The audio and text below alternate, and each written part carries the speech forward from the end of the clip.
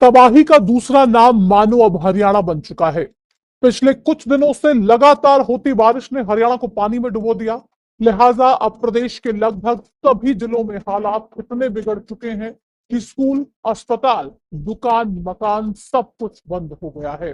कई लोगों की जान चली गई है, हजारों एकड़ फसल नष्ट हो चुकी है और हजारों लोगों को उनके घरों से बेदखल होना पड़ रहा है। ऐसे में सवाल ये उठता है कि आखिर हरियाणा में ये तबाही कब तक देखने को मिलेगी? कब तक आसमान से बरसती आफत लोगों की जान को खतरे में डालती रहेगी और कब हरियाणा को इस आपदा से राहत मिल पाएगी? आज मैं फिर से आपको हरियाणा में तबाही के मंजर की वो तस्वीरें इस वीडियो के जरिए दिखाऊंगी जो बेहद ही डरावनी और दर्दनाक हैं। इसी के साथ ही वीडियो में आज आपको बताया जाएगा कि इस समय कौन से जिले बारिश और बाढ़ से सबसे ज्यादा प्रभावित हुए हैं और कहां कितना नुकसान अब तक हो चुका है।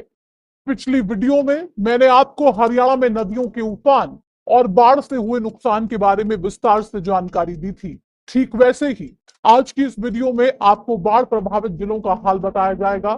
साथ ही समझाया जाएगा कि कैसे अब हरियाणा भी पंजाब की तरह डूबता जा रहा है। अगर आप गूगल पर अभी हरियाणा लिखकर सर्च करेंगे तो आपको सिर्फ हरियाणा में आई तबाही की खबरें ही दिखाई देंगी। इन खबरों में आपको दिखाई देगा कि कैसे एक एक कर हरियाणा के कई जिले बाढ़ के पानी में डूबते जा रहे हैं और जिंदगी मौत से बदतर होती जा रही है। जानवरों को खाने के लिए चारा तक नसीब नहीं हो रहा है। जान बचाने के लिए अपने घरों को छोड़कर लोगों को राहत शिविरों, मंदिरों या फिर धर्मशालाओं में रहना पड़ रहा है।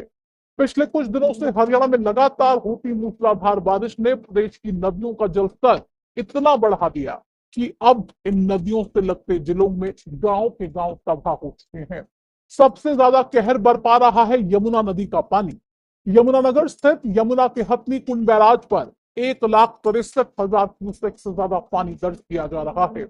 हथनी कुंड बैराज के फ्लड गेट खुले हैं, बावजूद इसके बैराज में इतना पानी होना तबाही की तस्वीरें बयां करने के लिए काफी है। हरियाणा में यमुना नदी 6 जिलों से होकर गुजरती है, जिनमें यमुनानगर, करनाल, पानीपत, सोनीपत, फरीदाबाद और पलवल जिले शामिल हैं। हथनी कुंड बैराज से अब तक 3,30,000 क्यूसेक से ज्यादा पानी यमुना में छोड़ा जा चुका है और अब यही पानी हरियाणा के जिलों में तबाही मचा रहा है। इन 6 जिलों में करीब 100 गांव और वहां के खेत पूरी तरह से पानी पानी हो चुके हैं। कहीं हजारों एकड़ में खड़ी फसल डूब गई है तो कहीं लोगों के घर पानी से लबालब भर चुके हैं। अब नौबत यहां तक आ गई है कि लोग मिट्टी के कट्टों और जेसीबी की मदद से गांव में पानी को घुसने से रोकने की कोशिशों में लगे हुए हैं, लेकिन ये कोशिशें भी कई दफा नाकाफी साबित हो रही हैं। यमुनानगर जिले के कई गांव इस समय यमुना की उफनती लहरों की चपेट में आ चुके हैं। उफनती लहरों ने कई गांव में लोगों के जीवन को थाम लिया है। सड़कों पर बहता पानी, टूटे बिजली के खंभे, उजड़ी फसलें और लोगों की लाचारी भरे चेहरे यहाँ की तबाही के मंजर को बयां कर रहे हैं। कुछ यही हाल आपको करनाल में भी देखने को मिलेगा। यहां भी 24 से ज्यादा गांव इस समय खतरे में हैं। किसानों के खेत पूरी तरह से पानी में डूब चुके हैं, फसलें नष्ट हो चुकी हैं और अब पानी धीरे धीरे गांव की ओर आगे बढ़ रहा है। प्रशासन का दावा है कि हालात काबू में है, लेकिन जिन किसानों की जमीन और फसल यमुना में समा गई है उनके लिए ये नुकसान किसी सदमे से कम नहीं है। अब नुकसान की कुछ ऐसी ही तस्वीरें आपको सोनीपत में भी देखने को मिल जाएंगी। यहाँ गन्नौर से दिल्ली बॉर्डर तक करीब 30 गांव नदी से सटे हुए हैं और अब हर पल इन गांव को डूबने का खतरा सता रहा है। कई गांव के खेतों में तो पानी ने अपना डेरा जमा लिया है और हजारों एकड़ फसल को तबाह कर चुका है। हालांकि अभी आबादी पर इसका असर नहीं पड़ा है, लेकिन अगर हालात ऐसे ही बने रहे तो लोगों के घरों तक पानी को पहुंचने में ज्यादा समय नहीं लगेगा। ऐसी परिस्थिति से निपटने के लिए अब जिला प्रशासन की ओर से लगातार कई गांव का दौरा किया जा रहा है। साथ ही बाढ़ प्रभावित हो सकने वाले गांव में पेयजल, बिजली और हेल्थ सुविधाएं उपलब्ध करवाने के लिए अधिकारियों को निर्देश दिए जा चुके हैं। वहीं पानीपत में भी यमुना के पानी ने बाढ़ जैसी स्थिति को पैदा कर दिया है। जिले में यमुना करीब 35 किलोमीटर तक फैली है और अब इसी 35 किलोमीटर के दायरे में आने वाले कई गांव बाढ़ जैसे हालात बन चुके हैं। यहाँ लोगों के खेत तो पानी में डूब ही चुके हैं, साथ ही अब घरों में पानी ना घुसे इसके लिए मिट्टी के कट्टे भरकर पानी को गांव में जाने से रोका जा रहा है। प्रशासन की टीम ने कई जेसीबी भी यहां तैनात कर दिए हैं ताकि हालात ना बिगड़। फरीदाबाद में भी स्थिति संभाले नहीं संभल रही है। यहाँ अब तक 1500 एकड़ से ज्यादा फसल पानी में डूब चुकी है। यमुना से जुड़े 14 से ज्यादा गांव खतरे में।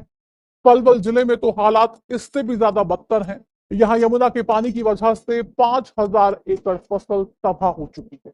प्रशासन ने कई गांव के लोगों को दूसरी जगह पर शिफ्ट करने की तैयारी कर ली है। यमुना नदी की तरह घग्गर, मारकंडा और टांगरी नदी भी हरियाणा में खूब कहर बरपा रही है।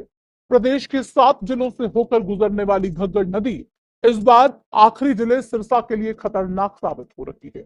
सिरसा के कई गांव घग्गर नदी का पानी भर गया है, जिससे यहाँ के लोग पलायन के लिए मजबूर हो गए हैं।